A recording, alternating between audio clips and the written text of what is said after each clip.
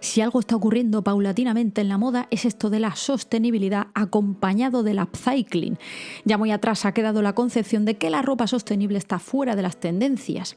Incluso nos parece raro hablar del uso de pieles, pero esta era una realidad latente, sobre todo en la era dorada de los 90.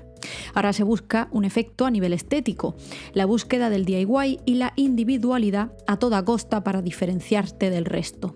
En una era en la que la moda rápida nos uniformó, ahora luchamos por lo artesano, la segunda mano, la sostenibilidad a toda costa y abrazando, y en ocasiones capitalizando, tribus urbanas de décadas pasadas.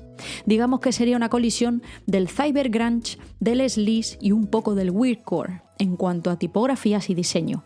¿De dónde han salido todas estas tendencias que hoy son más fuertes que nunca? Quédense por aquí conmigo porque la Maritere os va a planchar la oreja hoy de lo lindo. ¡Vamos allá! En el vídeo del otro día de las tendencias, que os aconsejo mucho, ya hicimos una especie de introducción, pero no tenía una idea exacta de en qué consistía, de qué se conformaba este cybergrunge. Seguramente a muchos de nosotros nos esté pillando por sorpresa, y es que recientemente, primero vamos a desglosar el tema. En cuanto a lo de cyber, os animo a ver los vídeos acerca de Y2K relacionado con el futurismo, que ya subimos aquí hace más años que el cascorro. Y en cuanto al grunge, ¿por qué razón se toma esta tendencia que se inicia principalmente como género musical? En los 90 no pretendía ni muchísimo menos volverse mainstream. Acaba en las fauces de las grandes discográficas de la mano de bandas como Nirvana. Muy a su pesar, por cierto, amigos. Si sois aficionados a este género, os dejo por aquí una playlist hecha aquí por la Maritere. Es un espíritu descontento con los tiempos que corrían. ¿En qué sentido? Con la acuciante llegada del capitalismo, el fast fashion, discográficas que destinaban muchísima pasta a los videoclips de las bandas, a su carrera musical en general, y surgieron estos grupos, estas bandas en lo underground, en los garajes. Y diréis, vamos a ver, Maritere, literalmente se originaron en los garajes. Tiene una razón de ser económica principalmente, porque no todo el mundo se puede permitir un local de ensayo, y por otro porque nace con los recursos que se tienen a mano. Por lo tanto, el que tenía un garaje o el que tenía pues un habitáculo en el que se pudiese meter ruido, pues ahí se conformaron y gestaron muchísimas de las bandas doradas del grunge. Hay muchísimas otras detrás de Nirvana y de Pearl Jam que son underground pero igualmente buenas, como por ejemplo Silverchair, personalmente una de mis favoritas. He bajado un poco el foco porque estaba a punto de darme un jamacuco. También estuvimos debatiendo en este canal la filosofía de sad boys y sad girls, una subcultura /esthetic que reina en los géneros urbanos como el trap. Aunque la cosa ahora está más relajada, ha habido una digievolución que se ha unido al espíritu alternativo del que os acabo de hablar. Esta no venía precisamente acompañada de redes sociales ni de lo virtual. Existe un reducto que huye del uso de las mismas como algo compulsivo o nocivo y se establece como esa nueva plazoleta. Yo me he referido a este lugar geográfico, los que seáis de Latinoamérica, entendamos esto como la plaza del pueblo, donde se reúnen los jóvenes, se sientan en el banquito, se comen unas pipas y comparten impresiones y gustos, ya puede ser a través de una estética o de una filosofía de vida. También me he referido a esto de los aesthetics como las tribus urbanas virtuales, que han perdido como ese entorno físico. Y nace precisamente este pequeño movimiento de jóvenes y jóvenes que intentan huir de lo virtual en el sentido nocivo, pero lo abrazan para desarrollar su estética. Además, también es un lugar de encuentro para los jóvenes outcast, en un servidor para jugar, por ejemplo, en el Discord, en TikTok o Instagram, algo que empieza a gestarse con esta era Tumblr. No es descabellado pensar en este revival de los 90, cuando el grueso de los jóvenes que sienten desazón son los que hoy tenemos entre 25 y 35. Esto es por poner una horquilla, ya que se supone que a partir de cierta generación sí había más oportunidades laborales principalmente. No os perdáis mi vídeo del otro día sobre el alquiler, una de las tantas penurias que vivimos hoy en día, lo que nos lleva a sentir esta melancolía. ¿Por qué somos la generación emo por excelencia? ¿Por qué hemos abrazado, y mucha gente además que antes no se sentía identificada con ese lado alternativo de la vida, y ahora sí, ¿Qué ha pasado? ¿Por qué de repente ha habido un revival del post-punk? ¿Por qué música como la de Depresión Sonora empieza a despegar en la cuarentena? Pues precisamente por estas razones. Y es en ese reducto donde se desarrolla principalmente el cybergrunge. Podríamos hablar de orígenes primigenios en Asia, concretamente en Japón, en Corea. También hemos debatido esto en un vídeo previo en el que hablábamos de Japón como origen primigenio de todas las estéticas actuales. Ahí en os animo también a verlo. Yo siempre os dejo una batería de vídeos interesantes que tienen relación con este, para que hagamos ahí como una especie de mega documental con la Maritere aquí dándoos la turra eternamente. Por cierto, si te gusta lo que estás viendo, oye, no te cuesta nada ahora mismo tomarte un segundín, ir al botón de suscribir, activar la campanita, porque así te vas a enterar de todo lo que pasa aquí. Activa las notificaciones en tu teléfono, no te olvides. Y sígueme también en redes sociales, Dr. Underground para las cositas de YouTube y Dr. Charco para tatu y arte variado. Venga, ¿ya lo has hecho? Seguimos con el vídeo.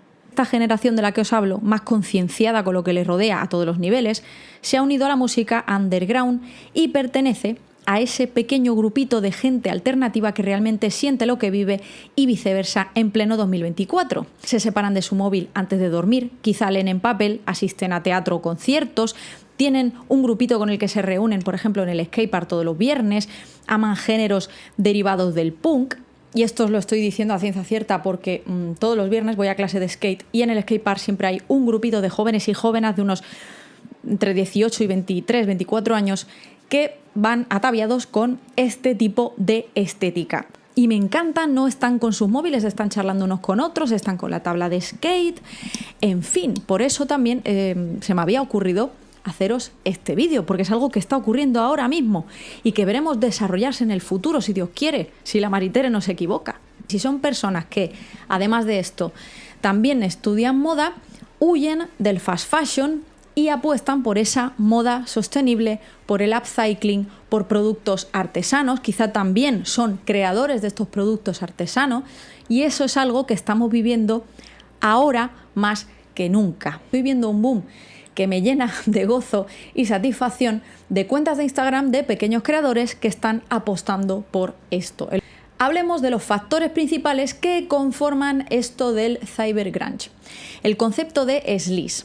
He llegado a esto por iniciativa propia, o sea, no creáis que esto está en algún artículo por ahí, esto se lo ha inventado la Maritere. Oye, ¿que os vale? Bien, y que no, pues proponedme cositas en comentarios. Hay que ser un poco filósofo de la vida, ¿no?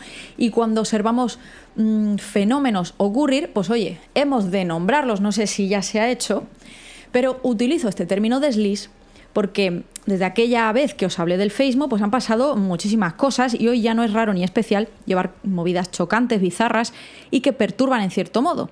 Matiers Fecal también protagonizaron uno de mis vídeos de hace tiempo y yo diría que son el epítome mainstream de lo sleaze en nuestra era.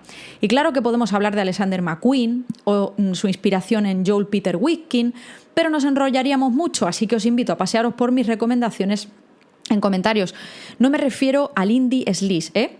Ojo al pisto, me refiero a lo sleaze como algo peyorativo según su traducción literal del inglés, como algo vulgar, burdo, chocante y asqueroso. La deconstrucción de la humanidad ha llevado a la liquidez del concepto de género e incluso del concepto de qué es ser humano. Se ha segmentado hasta el infinito el concepto de ser y existir y con ello toda la estética. Pero necesitaba un término más exacto. Gracias al tatuaje me di cuenta de que era el término más aproximado, porque resulta que el sleaze, llamado así de forma coloquial, es el rollo que más me mola, que es este tatu de inspiración ochentera que proliferó una barbaridad, sobre todo en los 90. Os dejo por aquí algunos ejemplos. No es fácil encontrar artistas en España que hagan este rollo. No es común. Matiers Fecal son un dúo de diseñadores que tras salir en un artículo de Vogue despegaron y empezaron a ser apreciados como merecían. Coincidió mi época en la que viví más plenamente la estética goth, ya no solamente internamente sino externamente. Si me seguís aquí desde el principio de los tiempos, descubrí a Parma Ham y a través de esta persona también a Matiers Fecal, que era un momento en el que esto de lo goth y lo post-punk estaba haciendo así. Ahora digamos que está en decadencia en favor de estéticas como la que hoy estamos aquí exponiendo. ¿Qué peculiaridad tiene Matiers Fecal? Principalmente, aparte de la sostenibilidad, de la inclusión, también el uso de elementos chocantes y mezclar cosas absolutamente aleatorias, reaprovechando ítems como un artículo de sex shop para fabricar un bolso, por poneros uno de tantos ejemplos. Os animo a que os deis un paseo por todos sus diseños, que son increíbles. Otro de los factores importantísimos dentro de esta era del cybergrunge es la sostenibilidad.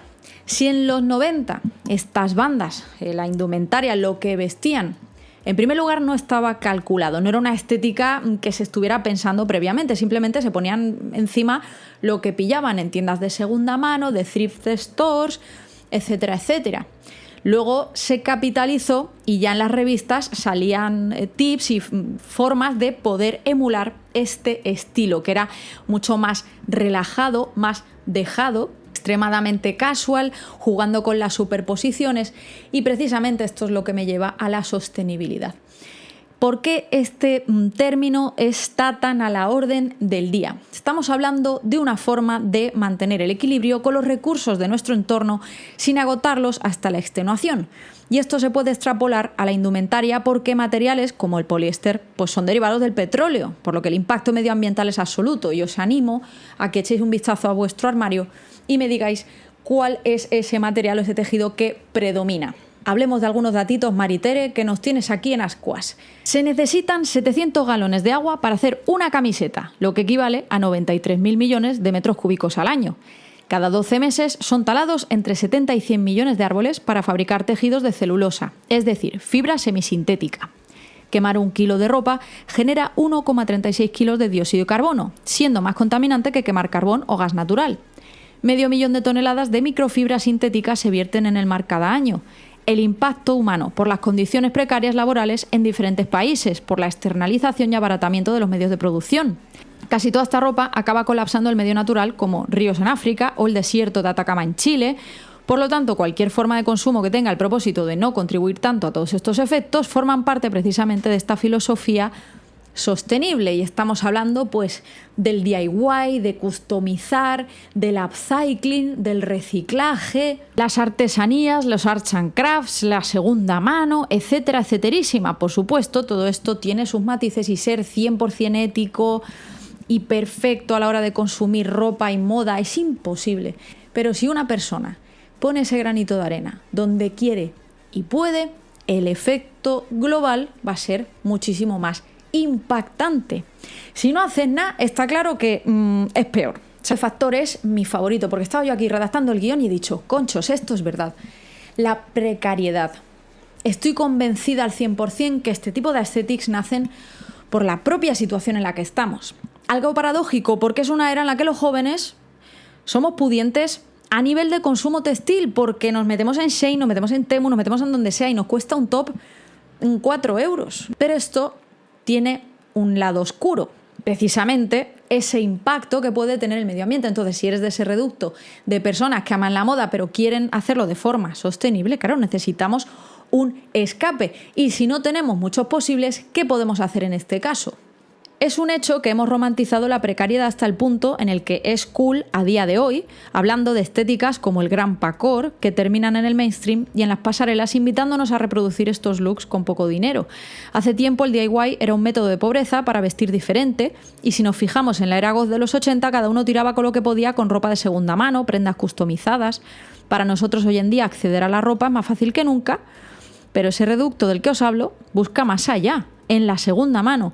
¿Cómo podemos darle, por ejemplo, estilo a un top básico ceñido de 2002? Pues, por ejemplo, superponiendo. La superposición es una de las claves de esta estética. Combinar unas cosas con otras, una encima de las otras, para darle personalidad, para darle brillo, para darle dimensión, para impactar, para hacer que ese look sea más individual, en una era en la que prácticamente estamos uniformados con el fast fashion. Hoy día vemos ensamblajes imposibles en los que un jean anchísimo se combina con un crop top, orejeras de pelo. El devenir de los tiempos nos ha empujado a un nuevo grunge, por así decirlo, que ha tomado inspiración de aquí y allá, conformándose en las redes sociales, en lo cibernético.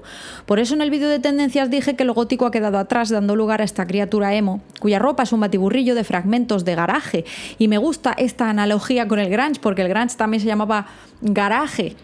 Y es que los mercadillos estos que se hacen de garaje en España no es tan común, pero son mercados que hace la gente normal en el garaje de su casa para venderle a otras personas cosas que ya no utilizan.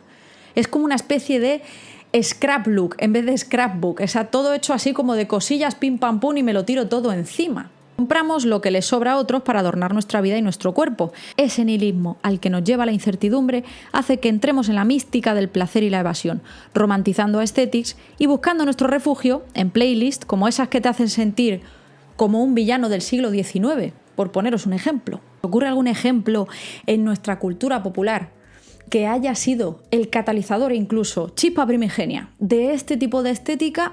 Las Bratz, amigos, las Bratz.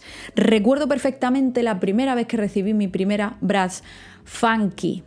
Me trajeron a Jade por Navidad y yo quedé fascinada con esos looks. No había visto nada igual antes. Muchas de estas prendas ni siquiera estaban en tendencia. Muchos ensamblajes los vemos hoy en día con esto del cybergrunge y muchas otras subdivisiones estéticas. Bratz fueron la alternativa a Barbie, que era una versión ñoña, por así decirlo, de la feminidad a la que aspirábamos. Bratz eran buddies, interactivas, con sus juegos de estilo online y versiones accesorizadas con móviles. Eran urbanas, absolutamente en tendencia e inclusivas desde la primera colección. Creo que no hay ensamblaje de Bratz que no se pueda traer a este preciso instante en cuanto a moda. Venga, vamos a hablar ahora, queridos amigos, del upcycling, que es una idea que me habéis dado desde el principio de los tiempos. Yo ya he llegado el momento. Fijaos, viendo la última temporada de Next in Fashion, que os recomiendo mucho porque me encantó cómo estaba montado. Yo en la época veía Project Runway y hacía muchas aguas. Yo pensaba que le faltaba muchísimo todavía para llegar a ser un buen show de diseñadores en ciernes, pero es que, de verdad, presentado por Tan France, por Gigi Hadid, el ritmo, los concursantes, la estética, las ideas de los desfiles, además se ha metido muchísimo de estos temas de reciclaje, sostenibilidad. Y hay en concreto un concursante que se llama Nigel Javier, que realiza estas prendas a partir de patchwork con telas denim. O sea, me parece una maravilla. Recomiendo mucho también el vídeo que hice sobre los hippies, toda la verdad, en el canal, porque servirá para contextualizar bien lo que se vivió históricamente en la época en la que nació este movimiento primigenio. La huida del capitalismo galopante y las modas mainstream llevaron a la búsqueda de nuevas formas de individualidad. La manera más efectiva, económica y sostenible, ¿cuál creéis vosotros que fue? Pues una de ellas, aprovechar los retales de telas y conformar prendas que eran únicas. Por ejemplo, en este diseño de Adolfo de la década de los 60 vemos esa visión sofisticada del patchwork. Este afán por unir en puzzle diferentes tejidos data de la era antigua en China y Egipto. Pero esas pruebas más tangibles, más recientes de las que tenemos evidencias físicas, son de la era eduardiana y victoriana. Os voy a poner por aquí algún ejemplo maravilloso, por cierto, de estas creaciones. Muchos reconoceréis este tipo de trabajo artesano, ¿verdad? Porque seguramente en el pueblo vuestra abuela, vuestro abuelico, pues tendrán por ahí alguna colcha hecha de patchwork. En el siglo XVIII se crea una compilación a modo guía para aprender a realizar diferentes diseños de patchwork. El Museo Victoria y Albert guarda alguna de estas fascinantes piezas, como esta bata repleta de pequeños rombos de tela. ¿Y por qué hablamos del patchwork, Marité? ¿No habrá muchísimas otras formas de upcycling? Bueno, pues yo creo que es una de esas muestras más tangibles, más evidentes y más in. ¿Qué diferencia hay entre esto del reciclar y del upcycling? Reciclar es transformar algo en otra cosa mediante un proceso, ¿vale? O sea, tiene que tener un tratamiento. Por ejemplo, coger plásticos y crear un abrigo, marcas como EcoAlf. Y el upcycling, que la traducción literal sería supraciclar o reutilizar creativamente, es utilizar el material tal cual está, creando algo nuevo, bien haciendo retales, cortando, pegando y tal. ¿Y en qué momento de repente a los humanos nos dio por ocuparnos y preocuparnos por el medio ambiente? Os voy a leer este fragmento maravilloso de Carlos Pérez Vaquero, jurista y doctor en integración europea, además de escritor. La preocupación legal por el medio ambiente comenzó durante la década de los 70. Hasta ese momento hubo algunos antecedentes que dejaban intuir cierta preocupación, pero siempre bajo un punto de vista más económico que ecológico. Cuando el gobierno de los Estados Unidos denunció a la Fundación Trail de Canadá, esta fue instalada en 1896, para que lo sepáis, al otro lado de la frontera, junto al río Columbia, por las emanaciones de dióxido sulfúrico que contaminaban los campos de cereales del estado de Washington. no lo hizo por amor al medio ambiente, sino simplemente por los prejuicios económicos que aquellos gases estaban ocasionando en su agricultura. Junto a este factor puramente económico, la época anterior a los 70 se caracteriza por daños al medio ambiente que se producían en lugares transfronterizos, como sucedió con la protección de las focas del mar de Bering, también en el límite de Estados Unidos y Canadá, o con el largo conflicto que enfrentó a Estados Unidos con México por la salinidad del río Colorado. En ambos casos, no se trataba de verdaderas cuestiones internacionales, sino de problemas entre estados vecinos que tenían un efecto dañino sobre su entorno medioambiental. Lo más cercano a nuestro actual concepto de protección del medio ambiente fue la creación de los parques de Yosemite y Yellowstone en Estados Unidos. En 1864 y 1872 respectivamente, y en el caso de España, por ejemplo, la Ley de la Creación de los Parques Nacionales, publicada en 1916, tenían el objeto de respetar y hacer que se respete la belleza natural de sus paisajes, la riqueza de su fauna y de su flora, evitando de este modo con la mayor eficacia todo acto de destrucción, deterioro o desfiguración por la mano del hombre. Con estos antecedentes es fácil comprender que la Declaración Universal de los Derechos Humanos de la ONU de 1948 no incluyera ni una referencia sobre el medio ambiente. En aquel momento, la humanidad aún trataba de proclamar los derechos civiles y políticos. Pero 1972 es un año clave, chicos y chicas, abrid las orejas. Tras el año de protección de la naturaleza, 1970, 2 años más tarde tiene lugar la Conferencia de Estocolmo sobre el medio humano, donde se proclama que el hombre es a la vez obra y artífice del medio que le rodea, el cual le da el sustento material y le brinda la oportunidad de desarrollarse intelectual, moral, social y espiritualmente. El hombre ha adquirido el poder de transformar de innumerables maneras y en una escala sin precedentes cuando lo rodea. Los dos aspectos del medio humano, el natural y el artificial, son esenciales para el bienestar del hombre y para el goce de los derechos humanos fundamentales, incluso el derecho a la vida misma, y como consecuencia se estableció el PNUMA, el Programa de las Naciones Unidas por el Medio Ambiente, que tiene como misión, según su web, dirigir y alentar a la participación en el cuidado del medio ambiente, inspirando, informando y dando a las naciones y a los pueblos los medios para mejorar la calidad de vida sin poner en riesgo la de las futuras generaciones. 1972, la Comunidad Económica Europea celebra en París una de sus cumbres, pero esta pasó a la historia por el punto 8º de su declaración final dedicado al medio ambiente. Los jefes de Estado y el Gobierno subrayan la importancia de una política de medio ambiente en la comunidad. Con ello, invitan a las instituciones a establecer antes del 31 de julio del 73 un programa de acción ajustado a un calendario preciso. Como consecuencia, se aprueba el primer programa de acción de las comunidades europeas en materia de medio ambiente. Como siempre, os dejo la bibliografía y recursos en la cajita de Information. ¿Y cómo es este aesthetic? ¿En qué consiste? ¿Qué nos encontramos en él? He hecho una carpetica en Pinterest donde vais a tener un mood board que se centran en esto del cyber grunge. Todo lo que se os pueda ocurrir, porque en general este aesthetic hoy en día está cambiando continuamente. Pero sobre todo se caracteriza por ese peso visual. Y me encantaría que me dijerais en comentarios si os gusta esta estética, si estáis de acuerdo con lo que he indicado. Decidme por favor en comentarios todo lo que pensáis. Nos vemos próximamente en un vídeo y no dudéis un segundo en apoyar este contenido de 4 euros al mes a través de Patreon, PayPal para propinas. Os envío un beso muy fuerte y nos vemos en la próxima entrega.